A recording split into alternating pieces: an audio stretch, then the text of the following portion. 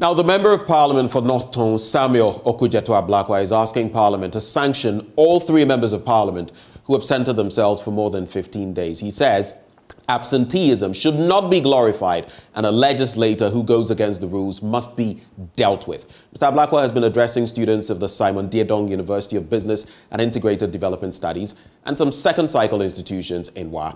Correspondent Rafiq Salam now reports. The ranking member of the Foreign Affairs Committee of Parliament, Samuel Okujeto Ablakwa, noted that there is leadership crisis in the world, which has thus resulted in the many conflicts, chaos, and social tensions and upheavals in some countries. Narrowing it to Ghana, he described President Akufo-Addo's failure to relieve Minister for Gender and Social Protection, Sarah Josafo, from her position for a year as leadership paralysis. Though he welcomed her sacking, it was long overdue.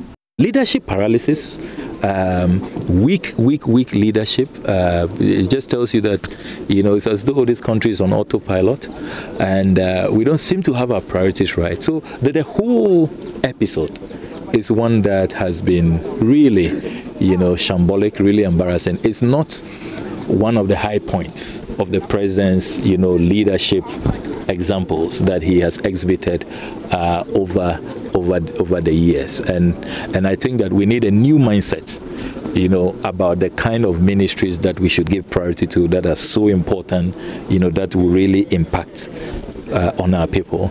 Turning to the issue of absenteeism in Parliament, the North Tongue legislature stated that absenteeism should not be glorified, urging Parliament to crack the whip in same measure for the trio. High standards, and those high standards should apply fairly across the board. It shouldn't be that, because now there's a hung parliament, or now we need, somebody to be ready on call.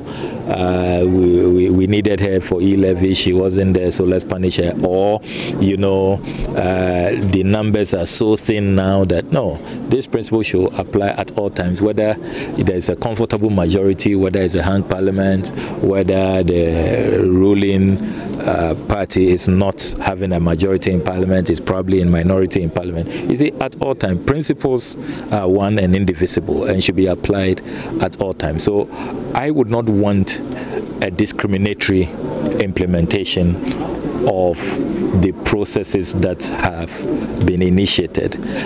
On Ghana's return to the International Monetary Fund, IMF, he said it is a systematic failure which should not be tolerated. We have not built a strong economy, formidable, and all of us must admit, across the political divide, we have to accept that. You see, when we allow matters to become, the usual political football, and we reduce them to the petty, charlatanic politics that we engage in, we lose the big picture. I am saying the big picture here. Let us resolve that this 18th time will be the last time. Nobody's going to IMF is better than the other. It's all symptoms of failure. Let us resolve that we will even learn from the Cubans. Can you imagine that Cuba has been under blockade, has been under sanctions for more than 50 years, and yet Cuba has shown such resilience? Can't we learn from countries like that? So how is it that the little shock, gold prices have gone down, oil prices have gone up, there is a pandemic, and look, what this pandemic and Russia-Ukraine war and all of that has showed us is that we have degrees of leadership and competence. Let's admit it. Reporting for JoyNews, Rafiq Salam. Wow.